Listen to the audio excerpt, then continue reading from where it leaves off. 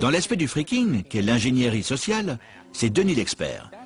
Il s'agit simplement d'entrer en contact avec des employés d'une compagnie de téléphone en leur faisant croire qu'on travaille pour elle aussi.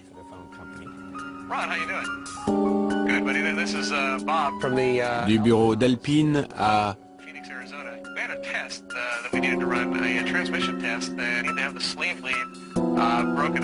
Du raccord, puis remettre le raccord en place. Et il pouvait appeler la salle de commutateur et dire « Bonjour, ici Fresno. On a une erreur de traduction sur votre joncteur, là. Vous pouvez arrêter le joncteur numéro tant, me donner le numéro de code de ci, de ça, et puis aussi... » Et le gars s'exécutait. Quand les compagnies de téléphone se rendent compte de l'intrusion, elles décident tout de suite de sévir. Un certain nombre d'entre nous ont reçu plusieurs avertissements des agents spécialisés de la compagnie de téléphone, des gens qui travaillaient pour la sécurité. Les conférences des Freakers regorgent bientôt d'histoires sur des enquêtes menées par les agents des compagnies de téléphone. En particulier, le célèbre Monsieur Duffy.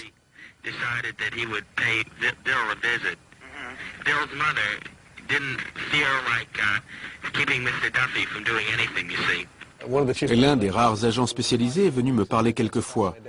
Il a aussi parlé à mon père, dans l'espoir que j'arrête de faire ça, bien sûr.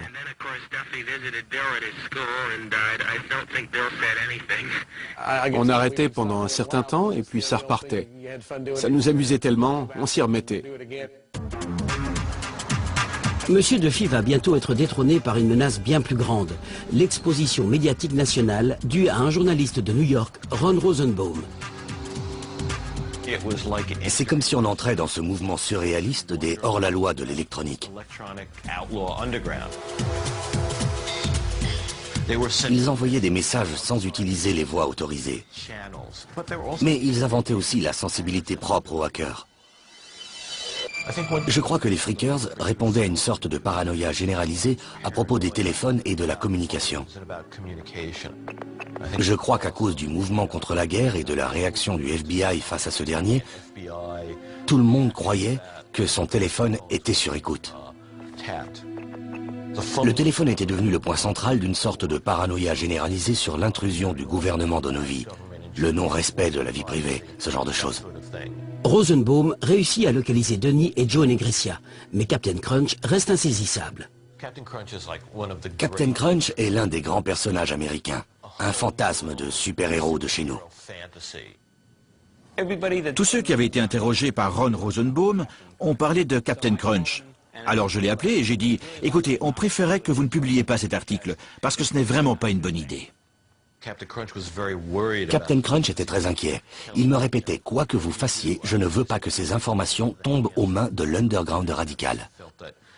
Il pensait que ça pourrait paralyser le réseau téléphonique américain et peut-être provoquer la capitulation des États-Unis devant l'Union soviétique sur le plan nucléaire.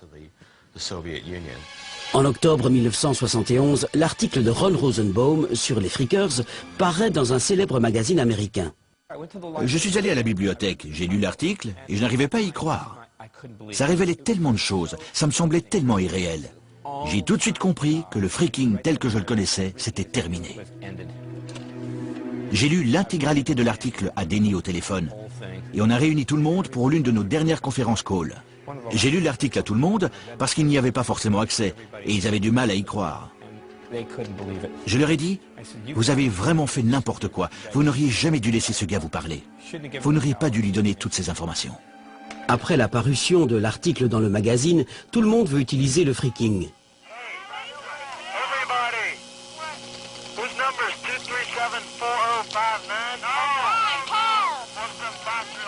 Par la suite, ces parasites se sont multipliés. C'était surtout le fait de gruger qui leur plaisait. Et dans certains cas, l'idée de vandalisme, comme pour des ados. Je fais quelque chose de mal, c'est cool, hein? Mais dans d'autres cas, c'était pour l'argent. Accelerated program to catch phone freaks, which is more successful all the time. We find that we detect people who are businessmen. We find private detectives, stockbrokers, automobile dealers.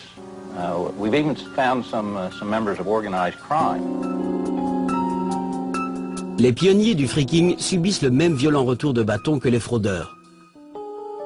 Des gens à Los Angeles se sont fait arrêter.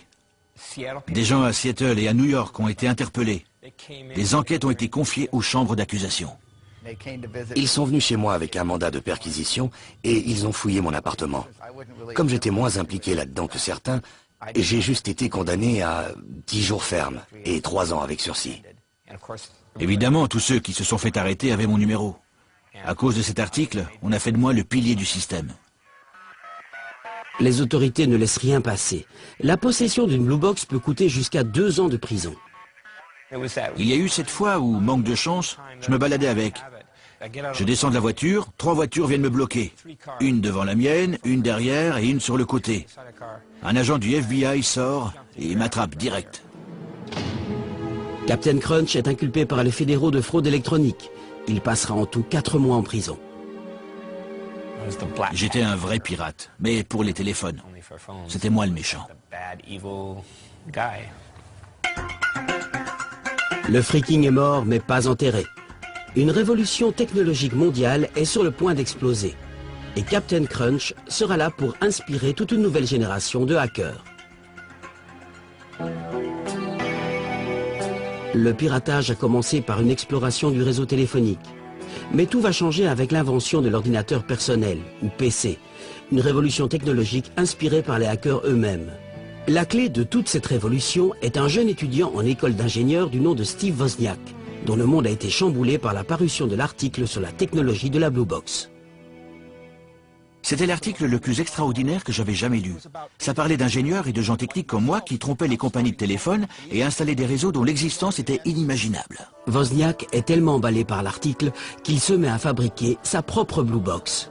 Au début, j'installais des puces de ma propre conception sur une petite carte vide et j'y reliais des câbles en les soudant. Quand la Blue Box a été terminée, certaines tonalités étaient bonnes et d'autres pas. C'est là que j'ai eu besoin d'entrer en contact avec Captain Crunch.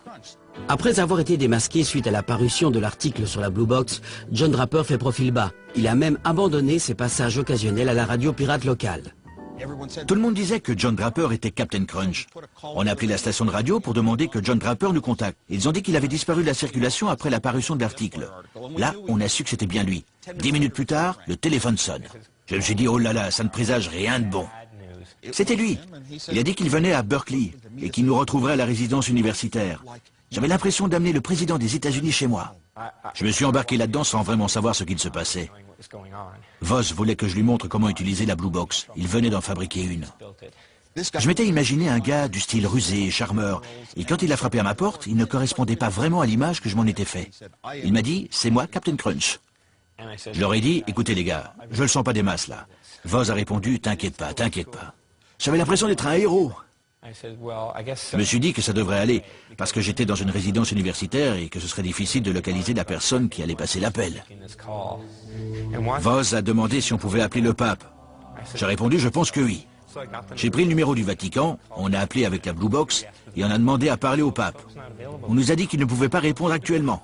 Il était 4 heures du matin là-bas. Ce soir-là, j'ai commencé à apprendre des codes grâce à John Draper et d'autres, et aussi des techniques à utiliser. J'ai appris à manipuler les opérateurs. Je me suis entraîné de mon côté les semaines suivantes pour voir ce que je pouvais ou ne pouvais pas faire. Je crois que j'avais un peu peur de me faire attraper. Quelques semaines plus tard, la voiture de Wozniak tombe en panne. Il est avec un ami, Steve Jobs, et heureusement, ils ont leur Blue Box avec eux. On s'est dit qu'on allait essayer d'appeler nos copains à Berkeley pour leur demander de venir nous chercher. Steve a passé l'appel avec la Blue Box, il a eu l'opératrice en ligne, il a eu peur et a raccroché. Il a rappelé, a eu l'opératrice en ligne et a raccroché de nouveau. Et là, un policier est arrivé. Il était dans la cabine téléphonique avec un boîtier à la main. La tuile. Le policier a dû nous prendre pour des toxicos parce que j'avais les cheveux longs. Steve a réussi à me passer la Blue Box que j'ai mise dans la poche de mon manteau. Le policier a demandé ce que c'était. Quand on appuyait sur les boutons, il en sortait différentes mélodies. J'ai dit que c'était un synthétiseur électronique. Le policier a dit, on dirait qu'il joue un peu faux. Il a demandé à quoi servait le bouton orange, celui qui sert à prendre le contrôle sur les lignes téléphoniques. Steve a répondu, c'est pour le calibrage. Le policier a dit, qu'est-ce qui a besoin d'être calibré? Il y avait de quoi avoir peur. On savait qu'on s'était fait attraper. Ils nous ont fait monter dans la voiture, les 2 policiers étaient à l'avant, Steve et moi à l'arrière, et celui sur le siège passager s'est retourné. Le policier a rendu la